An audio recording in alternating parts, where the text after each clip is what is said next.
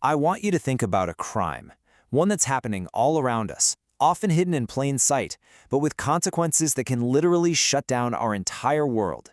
Today, we're diving into the red gold rush, the global explosion in copper theft. You know that feeling, right? You're stuck in a sudden blackout. Or your train just gets canceled out of the blue.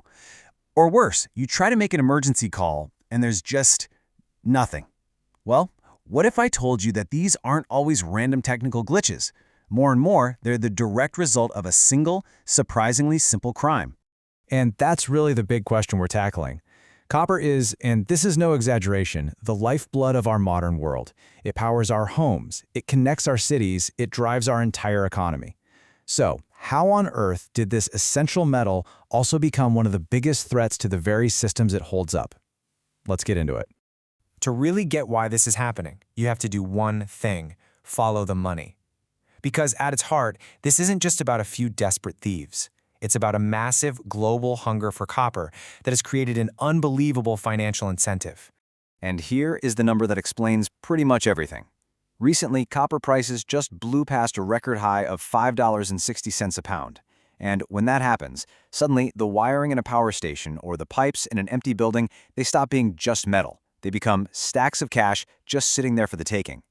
For a criminal, a few minutes with a pair of bolt cutters can mean a payday of hundreds, maybe even thousands of dollars. So what's causing this crazy demand? Well, it's basically a perfect storm of progress. Think about it. The green energy revolution, wind turbines, solar farms, that needs a ton of copper. Electric cars are full of it. The AI boom we're all talking about, it runs on data centers that are absolutely packed with it. And that's all on top of the usual stuff, like construction and manufacturing. We are literally building the future out of copper. But here's the catch. While our demand is just skyrocketing, the supply side is having a really hard time keeping up. You've got disruptions at major mines, tougher environmental laws, all sorts of things squeezing the amount of new copper that's available. It's classic Econ 101, right? High demand meets tight supply, and that pushes the price and the incentive to steal in only one direction, straight up. Okay, so we know why it's being stolen, but what does a heist actually look like? How does this all work?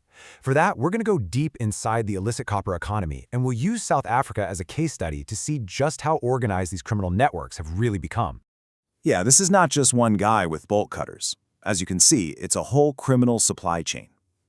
It starts with the thieves on the ground, the ones taking the biggest risk. Then it moves up to local scrap dealers who are happy to look the other way.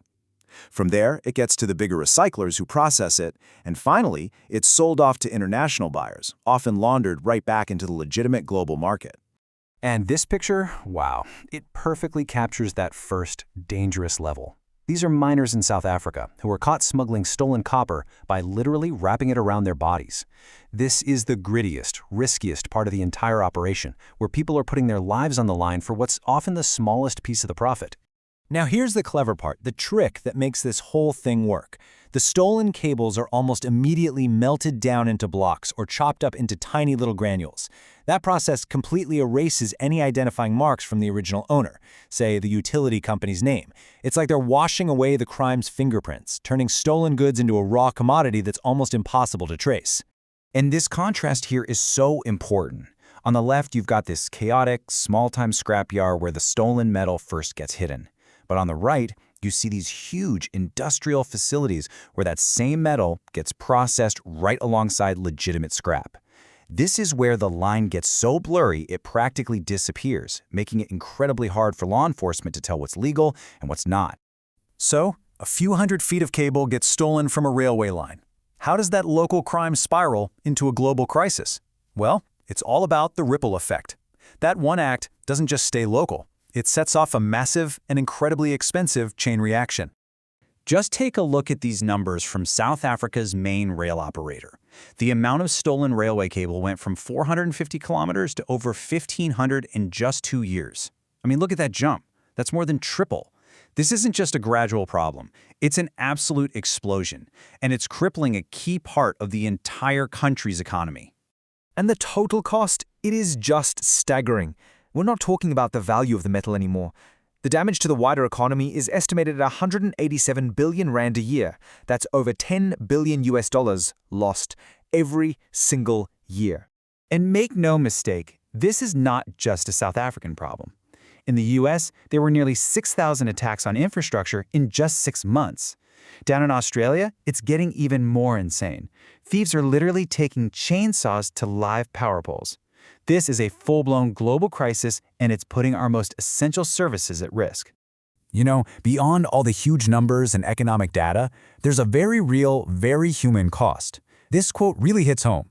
It's about a family that can't call 911 in an emergency. It's about our safety being put on the line, all for the price of some scrap metal. And it just gets worse. I mean, look at this.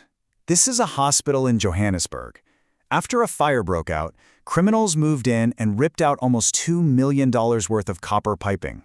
They stole the literal lifelines of the hospital, the infrastructure needed to care for patients, from a place of healing. It's unbelievable. So with the stakes this incredibly high, how do you even begin to fight back? Well, there's no silver bullet, but the response is getting smarter. It's a multi-pronged attack, trying to hit the problem from a bunch of different angles.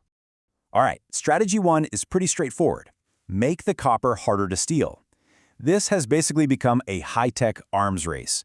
We're talking AI-powered cameras, mobile surveillance units, super tough cabinets, the works.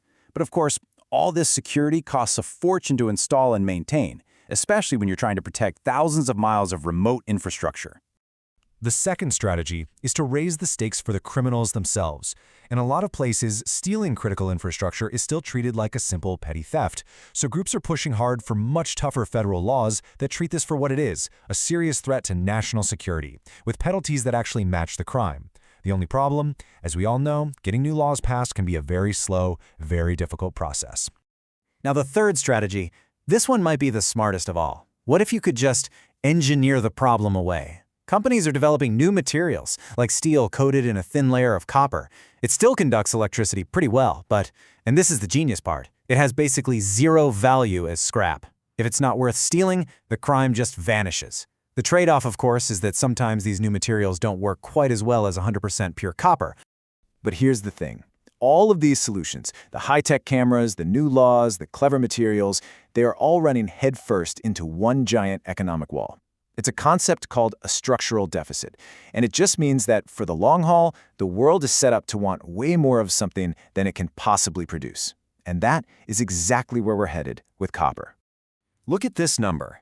By 2035, the world is projected to be short 1.6 million tons of copper. And remember what we said about supply and demand? A deficit like that is going to inevitably drive prices through the roof, making copper an even more irresistible target for thieves, no matter how tough the locks are or how harsh the laws get. Which leaves us with a really difficult question, doesn't it? As our world's hunger for this red gold keeps growing, and we race towards this massive, unavoidable supply gap, are all our efforts to stop the thefts just a temporary patch? Is fighting this a battle we can ever really, truly win?